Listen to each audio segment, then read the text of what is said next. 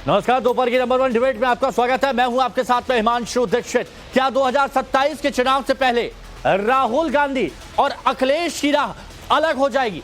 क्या यूपी में PDA vote बटेगा, और बटेगा तो किससे फायदा होगा? सवाल यह भी है कि अखिलेश का सभी धर्मों को मिलाकर आओ गले मिले कार्यक्रम बीजेपी के हिंदू एकता की क्या काट है? गुजरात में कांग्रेस का अधिवेशन चल रहा है और सूत्रों के मुताबिक कल राहुल गांधी ने उत्तर प्रदेश को लेकर एक बड़ा बयान दिया। अब बड़ा क्यों कह रहे हैं तो वो सुनिए आप। राहुल ने कहा कि जब यूपी की सत्ता में थे तो उन्होंने दलित, अल्पसंख्यक और ब्राह्मण की राजनीति, ओबीसी को छोड़ दिया, जिसके बाद ओबीसी हमसे अलग हो गया। राहुल ने कहा कि हमें दलित, ओबीसी और मुसलमान की आवाज बनना होगा। अब सवाल है कि राहुल की नजर क्या अखिलेश के पीडीए फॉर्मूले वाले वोट बैंक पर है? इस बीच आज शाम 5 बजे समाजवादी पार्टी का आओ गले मिले कार्यक्रम है। अखिलेश ने सभी धर्मों के लोगों को इस कार्यक्रम में बुलाया है। ये भी सवाल है कि क्या बीजेपी के हिंदू एकता की काट अखिलेश का आओ गले मिलो कार्यक्रम है? सवाल यह भी है कि अगर राहुल अखिलेश अलग अलग लड़ेंगे तो क्या यूपी में योगी आदित्यनाथ से मुकाबला कर पाएंगे? इस पर चर्चा करेंगे, लेकिन पहले एक रिपोर्ट देख लीजिए। क्या 2024 में एक साथ चुनाव लड़ने वाले उत्तर प्रदेश के 2 लड़कों की राह अब अलग होने वाली है? क्या 2027 में राहुल गांधी और अखिलेश के रास्ते अलग हो जाएंगे? क्या 2027 में कांग्रेस और समाजवादी एक दूसरे के खिलाफ ही चुनाव लड़ेंगे? ये सवाल इसलिए क्योंकि गुजरात में चल रहे कांग्रेस के अधिवेशन में राहुल गांधी ने उत्तर प्रदेश को लेकर बहुत बड़ी बात कही है। सूत्रों के मुताबिक राहुल गांधी ने CWC की बैठक में कहा, जब हम उत्तर प्रदेश की सत्ता में थे हमने दलित, अल्पसंख्यक और ब्राह्मण की राजनीति की और ओबीसी को छोड़ दिया, जिसके बाद ओबीसी हमसे अलग हो गया। आज देश में कहीं भी दलित, ओबीसी और मुसलमानों के साथ अत्याचार हो रहा है तो हम उनकी आवाज उठाने के लिए झिझकते हैं, लेकिन हमें ऐसा नहीं करना चाहिए। हमें दलित, ओबीसी और मुसलमान की आवाज बनना होगा। आदिवासियों को बीजेपी क्या करी है, पाप विचारों को उनको वनवासी बोल रही, बोल के उनको अलग करना चाहते हैं।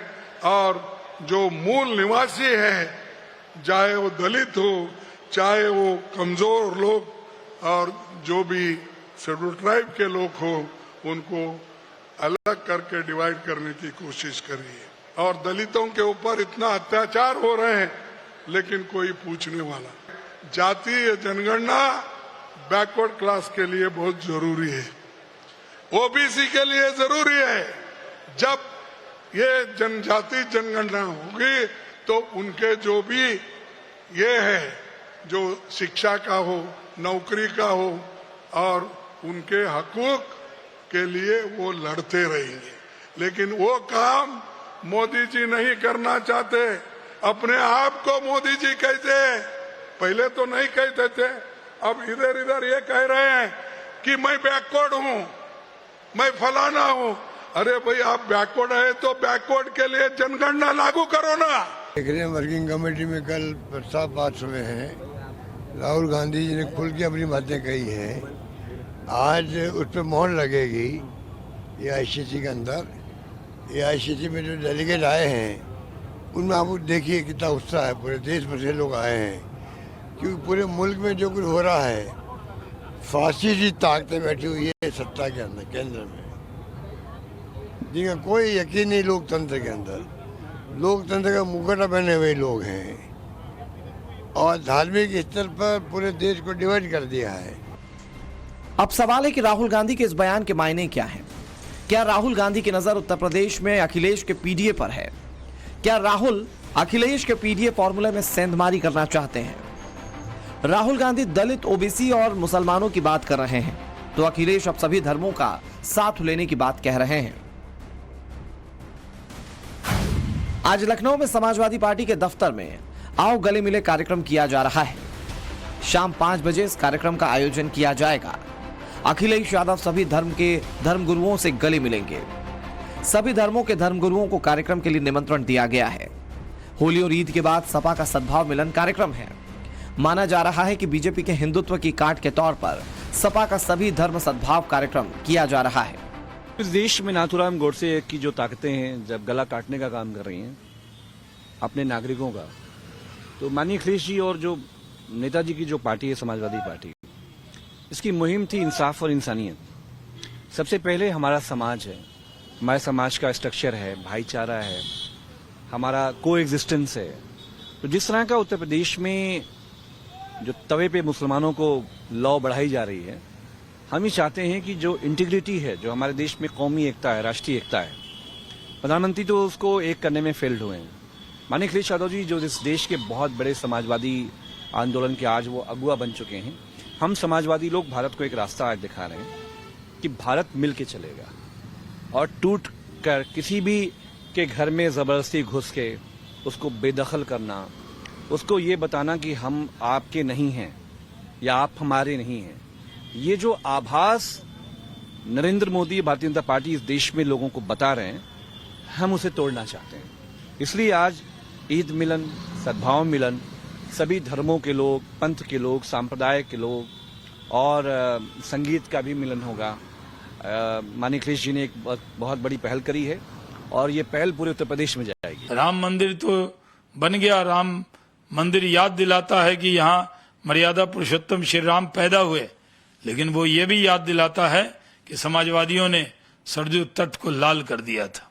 वही लाल टोपी लेके घूमते हैं, वो उस पर दाग हैं, उनके कार सेवकों के खून के दाग हैं लाल टोपी पे। इस बीच दलित वोट को साधने के लिए बीजेपी भी मेगा प्लान तैयार कर चुकी है। सूत्रों के मुताबिक दलित वोट बैंक को साधने के लिए बीजेपी ने मेगा प्लान बनाया। अंबेडकर, संविधान, आरक्षण और दलित के मुद्दे पर बीजेपी का अपने नेताओं को कड़ा संदेश है। संदेश ये कि अनावश्यक बयानों से बचें, पार्टी लाइन के अनुसार ही अपनी बातों को रखें। अंबेडकर सम्मान अभियान की राष्ट्रीय कार्यशाला में नड्डा की मौजूदगी में संगठन महासचिव बीएल संतोष ने यह नसीहत दी। इतना ही नहीं, बीजेपी के बड़े नेता दलित समाज के पास जाएंगे, उनकी बातों को सुनेंगे और हर समस्या को हल करने का प्रयास किया जाएगा। गौरतलब है कि पिछले लोकसभा चुनाव में बीजेपी को संविधान बदलने वाले बयानों के चलते नुकसान उठाना पड़ा था। हालांकि उसके बाद तमाम राज्यों में बीजेपी ने बटोगे तो कटोगे और एक रहोगे तो सेफ रहोगे का नारा देकर हिंदुओं को एकजुट कर जीत हासिल की थी। अब सवाल यह है कि क्या अखिलेश यादव हिंदू एकता की काट के लिए आओ गले मिलो कार्यक्रम कर रहे हैं? सवाल यह भी कि क्या राहुल गांधी की नजर अखिलेश के पीडीए फॉर्मूले पर है? सबसे बड़ा सवाल, अगर राहुल अखिलेश की राहें 2027 में अलग होती हैं तो इससे फायदा किसको होगा? ब्यूरो रिपोर्ट, टाइम्स नाउ, नव भारत।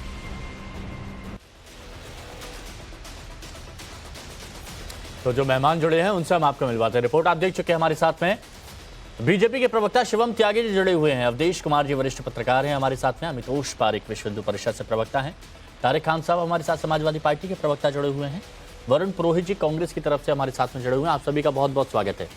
देखिए, हालांकि बात कांग्रेस और समाजवादी पार्टी की है, लेकिन बीजेपी की भी तैयारियां चल रही हैं। तो सवाल सबसे पहले शिवम त्यागी जी आपसे है। एक तो राहुल गांधी जी की तरफ से ये बयान कि ओबीसी को छोड़ दिया, जिसके बाद ओबीसी हमसे अलग हो गए, हमें दलित ओबीसी मुसलमानों की आवाज बनना होगा।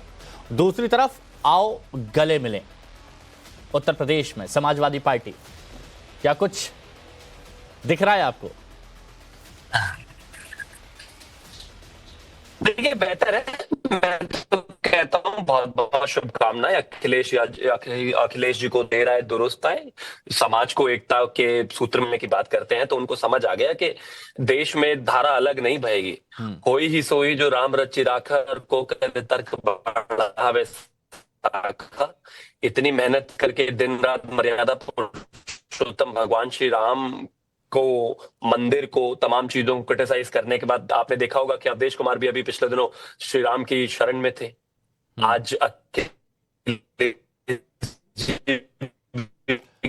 अच्छा शिवम जी, आपकी आवाज में थोड़ी दिक्कत आ रही है। मैं दोबारा से आपसे जुड़ता हूँ, स्पष्ट आवाज आएगी तो लोग बाग बेहतर तरीके से आपको सुन पाएंगे, है ना। हमारे साथ में वरुण पुरोहित जी हैं। वरुण जी, ये अचानक से ये क्या याद आया राहुल गांधी जी को? मल्लिकार्जुन खड़गे जी भी अपनी बात रख रहे हैं और कांग्रेस अब पीडीए वोट की बात यहाँ पर कहती दिख रही है। तो क्या उत्तर प्रदेश में अखिलेश यादव जो पीडीए करते हैं, अब आप जो पीडीए कह रहे हैं, तो ये आपस में टूट नहीं करेगा? हिमांशु जी, राजनीति समय काल परिस्थिति के अनुसार चलती है। भारतीय जनता पार्टी मोदी जी की गारंटी जो फेल हुई 2024 के चुनाव में, उसके बाद से परेशान हो। अब आप बताइए, आप कैसे कपोल कल्पित बातें, अखिलेश और राहुल में झगड़ा हो जाएगा और फिर ये वापस से हो जाएगा। ये दोनों लड़के जो आप कह रहे हो ना, यूपी के दोनों लड़के, अब के तो लैंडस्लाइड विक्ट्री लेंगे वहां पर, क्योंकि जो राहुल गांधी बात कर रहे हैं वो अखिलेश कर रहे हैं। अखिलेश एक स्टेप आज और आगे जा चुके हैं समाज को जोड़ने के लिए। जो मोदी सेंट्रिक सरकार समाज को तोड़ने का कार्यक्रम कर रही थी, लोग उससे ऊब चुके। अब कभी भी आप देखो ना, तो राहुल गांधी ने कहा भाई थाली कटोरे बजाओ, ना अखिलेश ने कहा, ना इन दोनों ने कहा कि नाले से गैस बनाओ। मोदी जी 2 करोड़ रोजगार दे रहे थे, थाली कटोरे बजवा रहे, नाले से गैस बनवा रहे। अब उसका भी नहीं बता रहे आंकड़ा कि कितने लोगों को थाली कटोरे बजवा दिए, कितनों को नाले के गैस के प्रोजेक्ट दिलवा दिए। तो ये इनका जो फोकस है वो महंगाई और बेरोजगारी पे बिल्कुल नहीं है। युवा परेशान है, और जिनके पेरेंट्स बच्चे पढ़ पढ़ के आगे, उनको नौकरी नहीं है, धंधा नहीं है, उनकी मानसिक स्थिति आप सोचो किस प्रकार से हो रही बच्चों, उस पर इनका फोकस नहीं है। सर, आपने कहा समय काल परिस्थिति देखकर ये राजनीति होती है, तो मैं ये जानना चाहता हूँ ये 27 में आप अखिलेश यादव के साथ में समाजवादी पार्टी के साथ में रहेंगे? हिमांशु जी, इंडिया अलायंस इंटैक्ट है, बिल्कुल इंटैक्ट है, और उसी के अनुसार चुनाव लड़ा जाएगा। देखिए, कन्हैया कुमार वाली जो एनएसयूआई की छात्रों की यात्रा शुरू हुई वहां पर बिहार में, तो बीजेपी ने हल्ला मचाना शुरू किया, इनके झगड़ा है। तो बीच में ही कांग्रेस ने घोषणा कर दी कि आरजेडी का हमारा कहीं झगड़ा नहीं है, सब इंडिया अलायंस एक मुश्त होकर के एक ढंग से मजबूती से चुनाव लड़ेंगे। अब भारतीय जनता पार्टी आप देखो खुद की बातें कभी नहीं करेगी, कपोल कल्पित बातें, विपक्ष बिखर जाए, टूट जाए, अखिलेश राहुल में लड़ाई हो जाए तो हम जीत जाएंगे। अरे भाई, जब आप चैंपियन आपके पास हैं, आप जो योगी जी को आप कह रहे हो चैंपियन हो चुके कुंभ के बाद, तो आप उनका नाम लो, उनके कार्यक्रमों का नाम लो और उससे चुनाव लड़ो। वो नहीं है। आज कांग्रेस, आप भारत जोड़ो यात्रा से पहले कैसी शिथिलता थी कांग्रेस के अंदर, उसके बाद कांग्रेस धीरे धीरे पनपती जा रही, वो बात अलग है। हरियाणा दिल्ली में गलती करी कांग्रेस पार्टी ने, लेकिन आप देखिए उससे मजबूती जो आप कह रहे हो ना, मैं समय काल परिस्थिति की बात कर रहा हूँ। जो मोदी जी की परिस्थिति 24 के चुनाव से पहले थी, आज क्या स्थिति है उनकी? संघ के कार्यालय 12 साल बाद जाना पड़ रहा है। अच्छा, हाँ। संघ के पीछे जो आदमी प्रधानमंत्री। तारिक भाई, जरा आप भी बता दीजिए इस पर आपका क्या स्टैंड है कि पहले हमने ओबीसी को छोड़ दिया था, जिसके बाद ओबीसी हमसे अलग हो गया, लेकिन अब हमें दलित, ओबीसी और मुसलमानों की आवाज बनना होगा।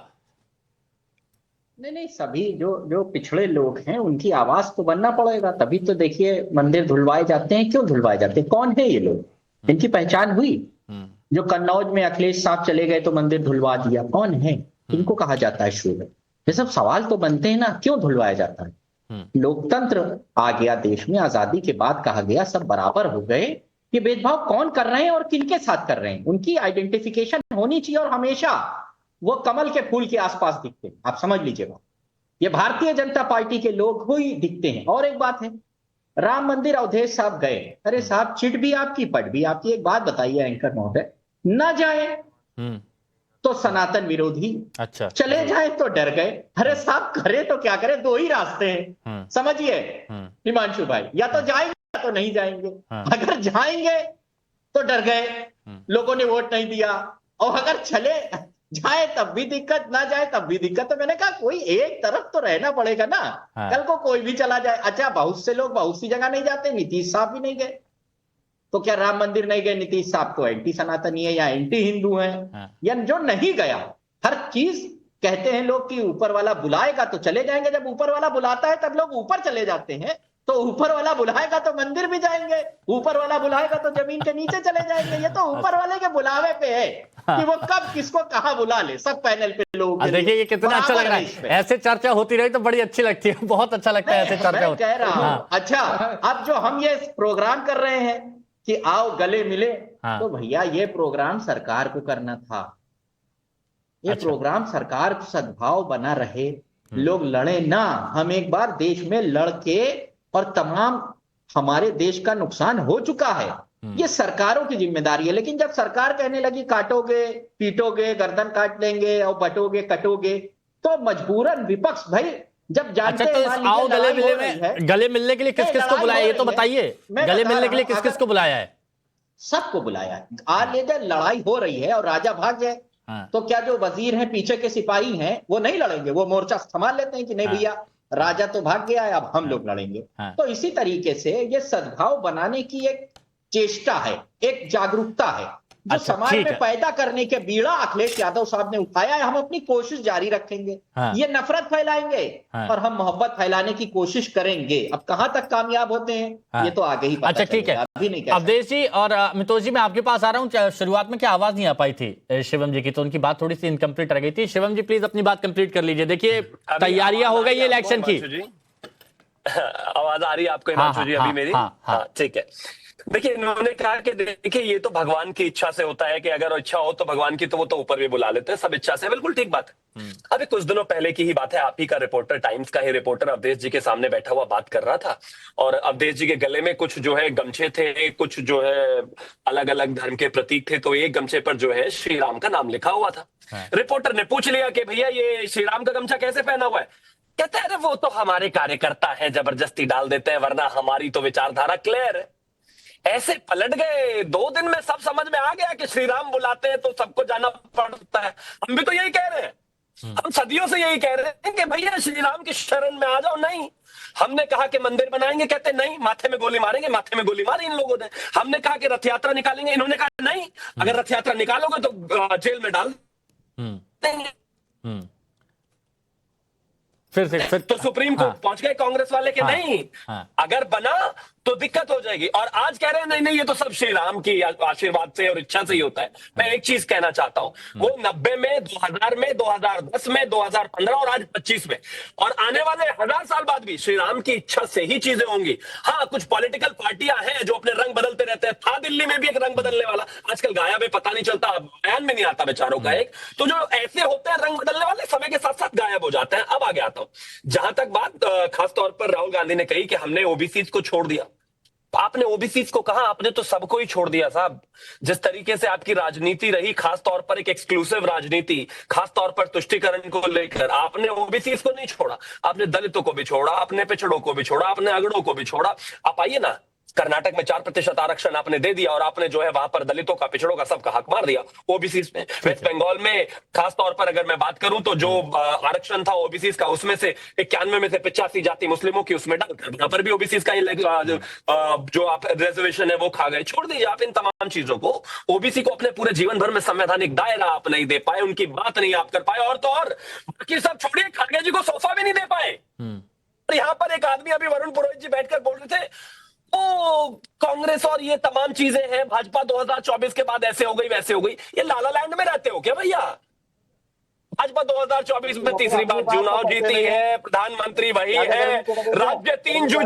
बीच में नहीं बोलना है, बीच में नहीं। आपको प्रवक्ता के म्यूजिशियन के तौर पे नहीं के बीच में डिस्टर्ब करेंगे आप, इनको रोकिए ना प्लीज। ठीक है, ठीक है, ठीक है। मैं इनके बीच में बोला नहीं, नहीं, मैं सिर्फ एक ही चीज कहना चाहता हूँ वरुण जी, इस मुफला से निकलिए। ये मानसिक अवस्था उचित नहीं है। आदमी अपने आप को जीता हुआ माने बैठा हुआ है, कई बार हारने के बाद इस अवस्था से बाहर निकलो गुरु, बाहर निकलो। ओके, चलिए ठीक है। अब अध्यक्ष भी कौन पूछ रहा है? अमितोष भाई आपके पास आ रहा हूं, लेकिन अब वरिष्ठ पत्रकार अवधेश जी हमारे साथ में है, तो अब अवधेश जी प्लीज वरिष्ठता के हिसाब से आप जरा थोड़ा सा विश्लेषण करके बताइए, ये जो पीडीए किया जा रहा है, आपको क्या तस्वीर आने वाले चुनावों में इसकी दिख रही है, जो तैयारी अभी से हो रही है, चाहे वो समाजवादी पार्टी हो, बीजेपी हो या फिर कांग्रेस हो? नहीं, जब आप महाराष्ट्र, हरियाणा, दिल्ली के चुनाव परिणाम ने देश में जो भी भाजपा विरोधी पार्टियों में जो हलचल पैदा किया है और एक डर भी पैदा किया है कि 2024 में हम लोगों ने थोड़ा बहुत किया था, क्या वो पलट रहा है। और उसके परिणाम हमने देखे हैं कि अखिलेश यादव जी कितने शान से जो है उन्होंने डुबकी लगाई संगम में जाके, और अवधेश प्रसाद जी की परिणति आपने वहां भी देखी है। और पश्चिम बंगाल में इस बार जब पहले रामनवमी के जुलूस को रोकने की कोशिश हुई, हाईकोर्ट ने जब और अनुमति दे दी, तो तृणमूल कांग्रेस ने अपने पार्टी के बैनर से बड़े बड़े जुलूस और रैलियां निकाली है रामनवमी की, कि पार्टी की सबसे बड़ी रैली निकालेंगे हम उसकी, और वो करना उन्होंने शुरू कर दिया है। तो ये एक पूरी स्थिति देश की है और देश की परिस्थितियां बदली है। अब सेकेंड बात पर आते हैं। देखिए, हमारी समस्या ये होती है कि हम तात्कालिकता में बहुत विचार करते हैं।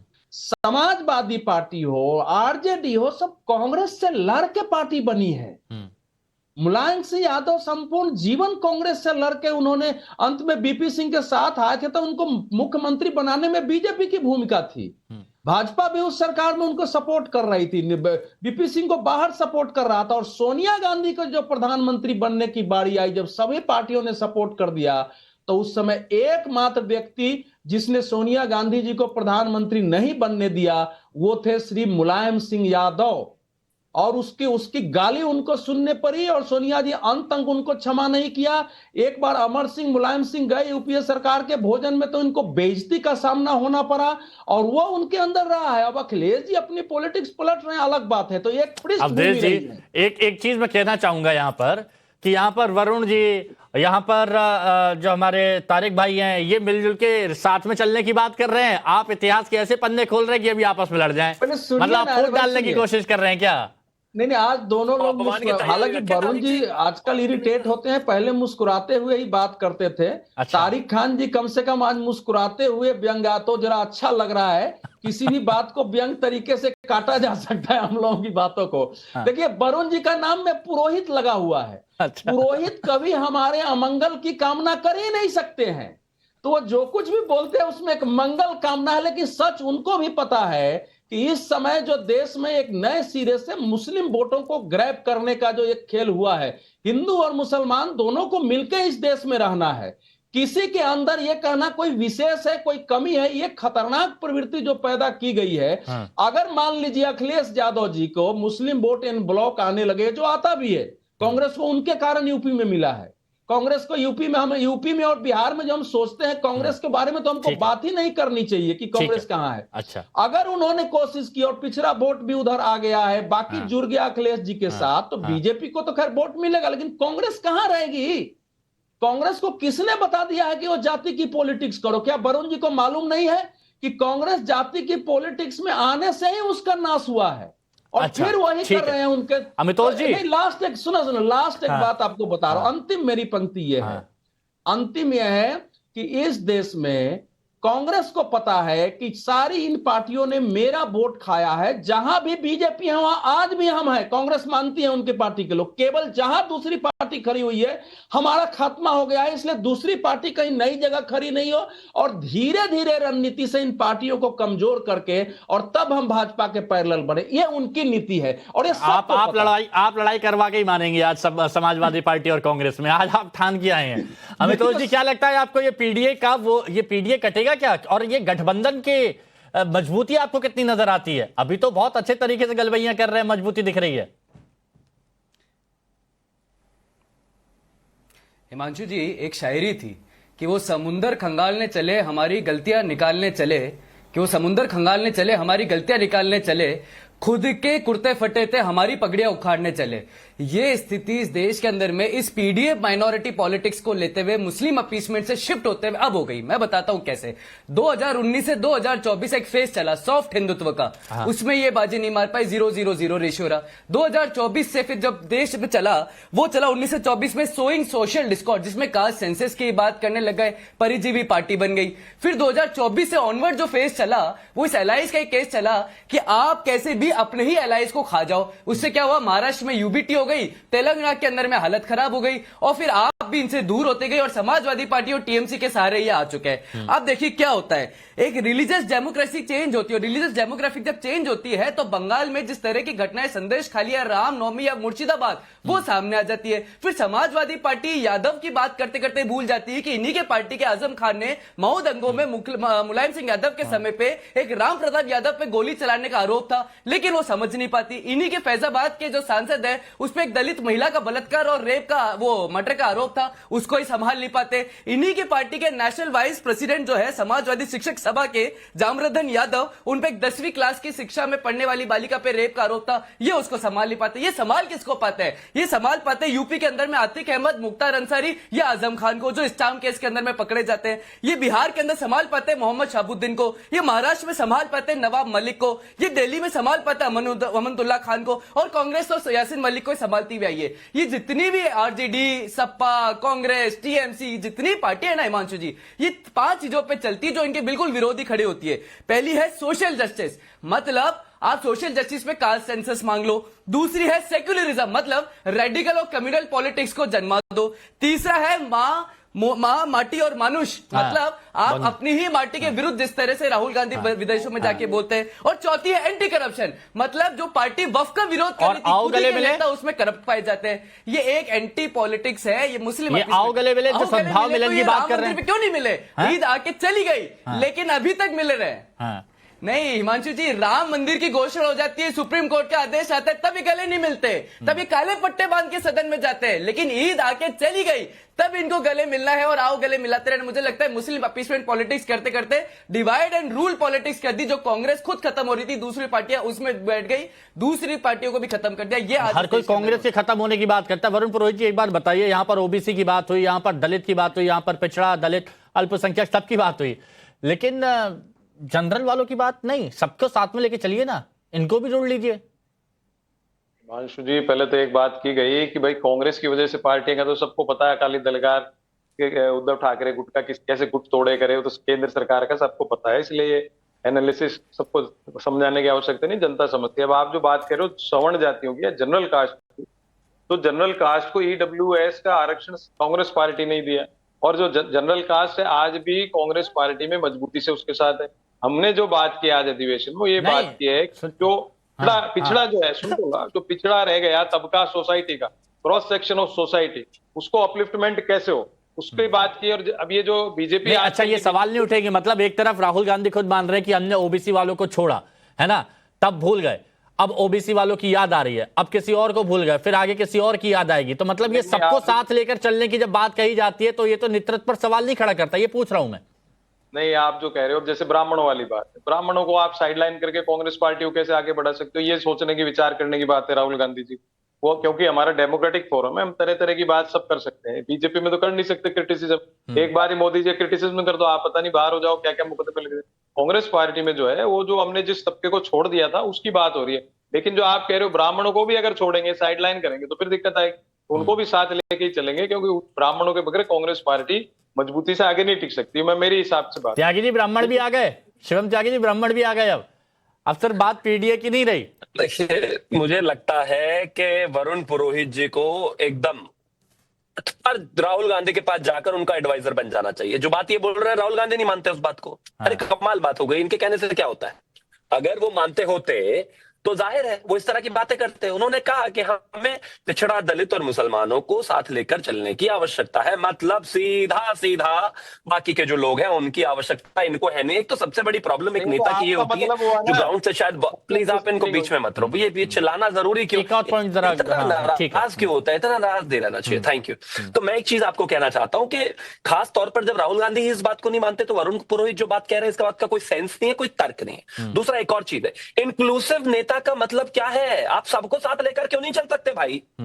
कभी बातें करेंगे सिर्फ एक धर्म की, कभी बातें करेंगे सिर्फ एक जाति की, कभी बातें करेंगे सिर्फ साउथ वर्सेस नॉर्थ की, कभी बातें करेंगे हिंदुस्तान से जाकर बाहर हिंदुस्तान के विरोध की।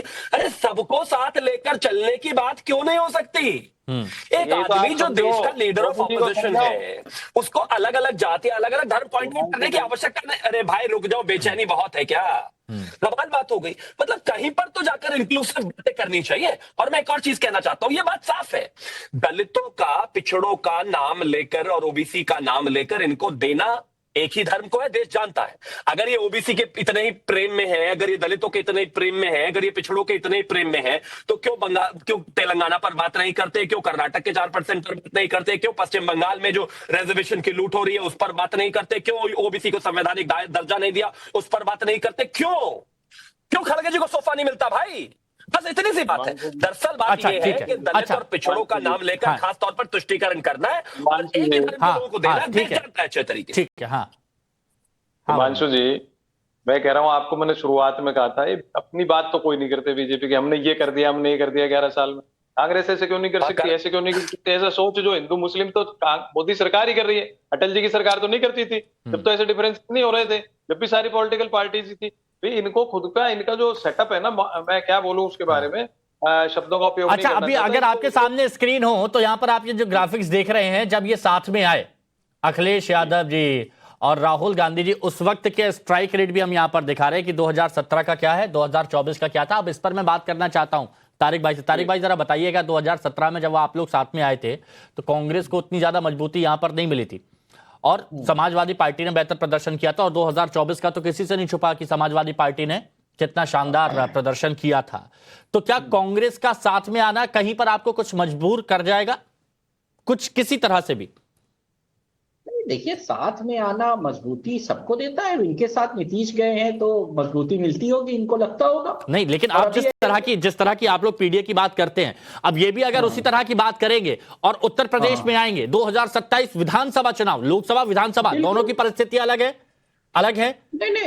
नहीं तो क्या दोनों लोग एक ही सीट पे थोड़ी ना लड़ेंगे? अगर कोलिशन होता है तो एक सीट पे एक ही पार्टी लड़ती है दोनों में से, और अगर उनके मुद्दे वो अपने सेट कर रहे हैं, उनको पूरा अधिकार है। क्या नीतीश अपने मुद्दे नहीं सेट करेंगे? मुद्दे सेट करते करते खुद को तो सेट नहीं कर देंगे? अखिलेश जी को थोड़ा साइड में करते हुए, समाजवादी पार्टी को साइड में करते हुए कि थोड़ा सा चलिए अपना मजबूती कर लें। नहीं, अपने आप को तो मजबूत मौर्य भी करना चाहते हैं, डिप्टी सीएम चाहते हैं। वो एक विधायक रोज कह रहा है कि योगी जी दिल्ली चले जाएं तो चुपके से मुख्यमंत्री बन जाए। अब आप बताइए, कौन नहीं चाहता खुद को मजबूत करना? अभी एक जवाब देता हूं, 20 सेकंड दीजिए मुझे सिर्फ। अभी बात की गई बहुत बड़ी बड़ी की रेप में और तमाम चीजों में रेप का राजनीतिकरण किया जा रहा है, रेप को धर्म से जोड़ा जा रहा है। एक बात बताइए, जब हमारी बेटी को नोचा गया, हमारी बहन को नोचा गया बीएचयू में, तो उसकी जमानत करवाई गई, ठीक है। जब कठुआ रेपिस्ट के पीछे कौन लोग खड़े थे, ये इनको बताने की जरूरत है। अभी हरियाणा के प्रदेश अध्यक्ष के ऊपर सामूहिक बलात्कार का केस चला, क्या किया आपने? वो देश की बेटी नहीं, वो क्या धर्म था उसका? मैं बता दूं क्या? धर्म की बात होगी तो बता भी दूंगा। स्वामी चिन्मयानंद का केस आप भूल गए, तमाम चीजें आप भूल गए। राम रहीम थोड़ा सा जा रहा है। किसने निकाला? नहीं, किसने निकाला? हमने निकाला। और किसका बलात्कार किया था? उसका धर्म क्या था? उसका धर्म क्या था? पहली बात तो ये कि ऐसे संगीन अपराधों में धर्म नहीं लेके आना चाहिए, लेकिन इनकी घटिया और गंदी राजनीति देखिए, उसमें भी ये धर्म लेके आ रहे हैं। तो मैं पूछता हूं, बनारस की बेटी का धर्म क्या था? क्या बाबा रहीम को बार बार बेल दी जाएगी? क्या धर्म था? दिलजीत वालों को छोड़ दीजिए, वहां धर्म मुसलमान था, यहाँ तो धर्म सेम था। कहां गया न्याय? इसीलिए कहता हूं इतनी अच्छी पॉलिटिकल डिबेट चल रही है, उसमें कहां आप गलत एंगल में? पॉलिटिकल डिबेट नहीं, बिल्कुल गलत बात ये करेंगे, जवाब देना पड़ेगा। इन्होंने कहा कि हम बचाव में आए। अच्छा चलिए ठीक है, प्रदेश अध्यक्ष पर हरियाणा के आरोप लगा सामूहिक बलात्कार का, आपने हटाया पार्टी से, निकाला नहीं, बचाव में आ गए। आप 3 लड़कों की आपने जो बनारस में हुआ उसकी जमानत कराई। राम रहीम को बार बार, जब तक सरकार नहीं लिख के देगी पेरोल नहीं मिलेगी। मैं डिरेल हो रही है, वापस ट्रैक पर लाऊंगा अवधेश जी। ये डिरेल हो रही है, मैं वापस ट्रैक पर लाऊंगा। एक सेकंड, नहीं, ये गलत बात है। नहीं, तारिक भाई कपड़ा पहने बैठे, तारिक भाई देखिए, मैं यहाँ पायलट हूँ। अगर मुझे लग रहा है कि गाड़ी ट्रैक से छोड़कर खेत में जा रही है, साहब मुझे छोड़ दीजिए, मैं जा रहा हूँ। ये गलत, इनको अभी मुस्कुरा रहे थे, अभी इतनी जल्दी आग बबूला हो गए। रोका था आपने, जो लाल कपड़ा पहने मेरे बगल में बैठे, इन्होंने ये शुरू किया था, आपने रोका था, तब ट्रैक से बाहर नहीं हो रहा था। सुनिए, ओपनिंग कमेंट में मैं किसी को इंटरप्ट नहीं करता हूं, लेकिन जैसे ही डीरेल होता है मैं वापस ले आता हूं, है ना? नहीं, जिन्होंने डीरेल किया, इन्होंने इस मुद्दे को उठाया, मैंने जवाब दिया, आपने इनको रोका। ठीक है, आपने जवाब दे दिया ना, आपने जवाब दे दिया ना। अब अगले पूरे टाइम पर मैं इसी पर बात नहीं करता रहूंगा। ठीक है, अब इस मुद्दे पर कोई कुछ नहीं बोलेगा, इनसे जवाब मत अवधेश जी, अब जरा मेरे को ये बताइए, ठीक है डीरेल मैं नहीं होने दूंगा। अवधेश जी जरा मेरे को ये बताइए, उत्तर प्रदेश में जब पीडीए की पॉलिटिक्स हो रही है, जब ओबीसी दलित और अल्पसंख्यक की पॉलिटिक्स हो रही है, तो कांग्रेस क्या यहां पर खुद को स्थापित करना चाहती है, वो भी समाजवादी पार्टी के सहारे, या फिर आपको ये क्या गुणागणित, मैं गुणागणित इसके पीछे का आपसे जानना चाहता हूं। नहीं, कांग्रेस के सामने अभी स्वयं डायरेक्शन नहीं है। कांग्रेस का एक लक्ष्य है कि हम राष्ट्र की, कम से कम बीजेपी इतनी बड़ी नहीं तो बीजेपी की पैरेलल देशव्यापी पार्टी फिर से बन के खड़े हों, लेकिन वो कैसे होना है, तो उनको जिन लोगों ने समझाया है कि आप हिंदू तो आरएसएस के बात विरुद्ध जाइए, और एक धीरे धीरे उसमें बोलना नहीं है, लेकिन एक हिंदू समाज के जो मतलब समाज में जो विभाजन रहा है जातियों में, उसको उभारिए उसको उभार करके और फिर ये भी बताइए कि बीजेपी उसके विरुद्ध है, दलितों के, पिछड़ों के, और ये उनके बीच में जाइए, वैसे मुद्दे उठाइए, जाति के आरक्षण पर बात करिए, जाति के अभी जनसंख्या गणना की बात करिए, और ये सब आप करेंगे तो थोड़े ऊपर उठ जाएंगे। तो ये क्या है कि यही एजेंडा कुछ पार्टियों का है लोकल, तो लोकल पार्टियों में वो कॉन्फ्लिक्ट है। तो कांग्रेस अभी अपनी नीति को लेके क्लियर नहीं है, उसको लगता है कि हमारे पास जो वोट है वो वही है जो इस समय हमारे साथी रीजनल पार्टी के पास है। जब तक ये हमारे साथ कंसोलिडेट नहीं होगा तब तक हम बीजेपी को धक्का नहीं पहुंचा पाएंगे। इसलिए वो लगातार बोल रहे हैं चुनाव में गठबंधन एक रणनीति से करने की कोशिश करते हैं, और ये बात अखिलेश यादव जी को भी पता है, ये बात दूसरी यादव को नहीं, लेकिन हमने ये देखा 2024 में प्रदर्शन बहुत अच्छा किया समाजवादी पार्टी कांग्रेस ने, लेकिन उपचुनाव में समाजवादी पार्टी ने कांग्रेस को ज्यादा भाव नहीं दिया। नहीं, देखिए 2024 के चुनाव परिणाम का बिल्कुल गलत विश्लेषण हुआ। भारतीय जनता पार्टी के आंतरिक असंतोष के कारण, चूंकि कार्यकर्ताओं में व्यापक असंतोष था सरकार के कार्यों से, थाना कहीं भी किसी जगह कार्यकर्ताओं की पूछ नहीं थी, कुछ टिकट ऐसे थे जो लोगों को स्वीकार नहीं थे, और उसमें बीजेपी के वर्कर पहले की तरह काम नहीं कर रहे थे। दूसरी ओर इनके मिलने से इनके कार्यकर्ता चूंकि लगातार हार रहे थे समाजवादी पार्टी के, तो वो थोड़ा एग्रेसिव थे, और कहीं कहीं जातीय आधार भी चल गया, बाकी चल गया, तो लोगों ने उधर भी थोड़ा वोट डाल दिया। वो एक ये नहीं था कि कोई समर्थन का वोट था। अच्छा, ठीक है। ऐसे भी सुनिए, 2024 का चुनाव परिणाम आप देख लीजिए, उत्तर प्रदेश और महाराष्ट्र के परिणाम हटा दीजिए, अगर वो पिछले बार का हो जाता तो बीजेपी 300 क्रॉस कर जाती। पश्चिम बंगाल में कम सीट होते हुए भी। अच्छा अमितोष जी, ठीक है सर, ठीक है सर।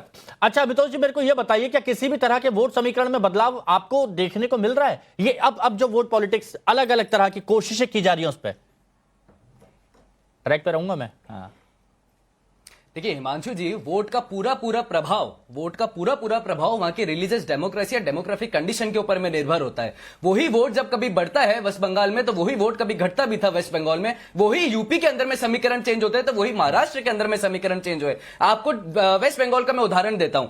वहां पर रिलीजियस डेमोग्राफी जब चेंज होती है तो 10 ब्लॉकों के अंदर में नॉर्थ 24 पेरेंगेंस के अंदर में माइनॉरिटी डिक्लेयर हो जाते हैं हिंदू, वहां पर मुस्लिम वोट बढ़ता है। और जब वहां पर 24 के अंदर में साउथ के अंदर में 16 ब्लॉक में घटते हैं तो वहां पर मुस्लिम वोट इंक्रीज होता है। अब आप जब यूपी की बात करेंगे तो देखिए डेमोग्राफिक कंडीशन क्या है। मुस्लिम जो है वो 19% वोट वहां पे एक्योर करते हैं, और यादव कम्युनिटी जो है वो वहां पर 8% वोट करते हैं। मतलब समाजवादी पार्टी का वोट रेशियो 27% से बढ़ता है, और वही मुलायम सिंह यादव, अखिलेश यादव के साथ चलते हुए रीजनल पार्टी आगे बढ़ती है। फिर आप बिहार में आते हैं तो मुस्लिम 16% आते हैं और यादव कम्युनिटी 11% आती है। वही लालू प्रसाद यादव, तेजस्वी यादव 27% वोट को अपनी तरफ इकट्ठा करने का प्रयास करते हैं, भूल जाते हैं सबको। फिर तीसरी एनसीपी की बात करूंगा, पूरा वोट ही सेंटर्ड होता है 10% मुस्लिम कम्युनिटी के, और वेस्ट बंगाल पूरा वोट ही मुस्लिम वोट कम्युनिटी के ऊपर में आता है। आप देखिए जो जितने अधिकार की बात करता है, तो उनका कांग्रेस का मैनिफेस्टो देख लेते हैं। Right to dress, right to food, repealation of triple talaq, autonomy of commission, implementation of communal violence bill. वही राहुल गांधी जी सिद्धारमैया की सरकार जो आती है उनका विरोध करती हुई दिखती है 2005 में, क्योंकि 2005 में जनता दल के साथ सेक्युलर पार्टी में जब सिद्धारमैया थे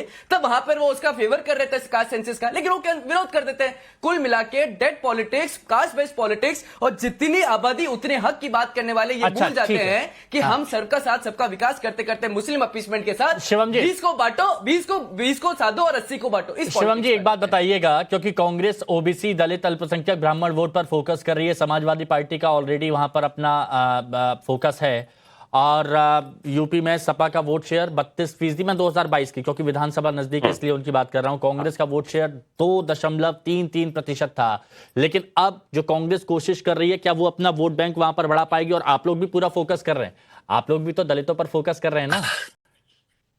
हम तो सब पे फोकस कर रहे हैं हमेशा से। बैकवर्ड्स को अपलिफ्ट करने का आदरणीय प्रधानमंत्री जी का हमेशा से एक मिशन रहा है, उसी को लेकर हम आगे चल रहे हैं। दूसरी एक और चीज, अभी 2 दिन पहले ही जो पूर्व, क्या मुझे लगता है शायद करंट में भी कांग्रेसी जो प्रमोद कृष्णम जी हैं, उन्होंने एक बड़ा इंटरेस्टिंग बयान दिया है।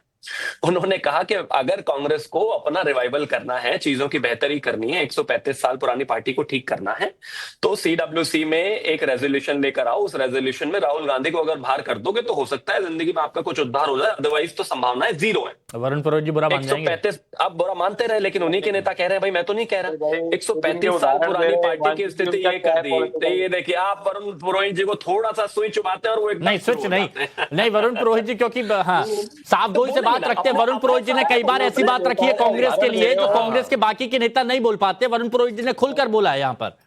मैं कह रहा हूँ जिन नेताओं को भाषण देते हैं वो खुद नेता नहीं है, खुद ही किस तरीके से सेटिंग करके टिकटें लाते हैं नेता। अच्छा ठीक है, देखिए ब्रेक तुरंत मेरे को यहाँ पर एक ब्रेक लेना होगा, बहुत ब्रेक। लेकिन आज अच्छा हंसते मुस्कुराते बात की, ये बहुत बढ़िया है। बहुत बहुत शुक्रिया सभी का हमारे साथ जुड़ने के लिए। वक्त एक छोटे से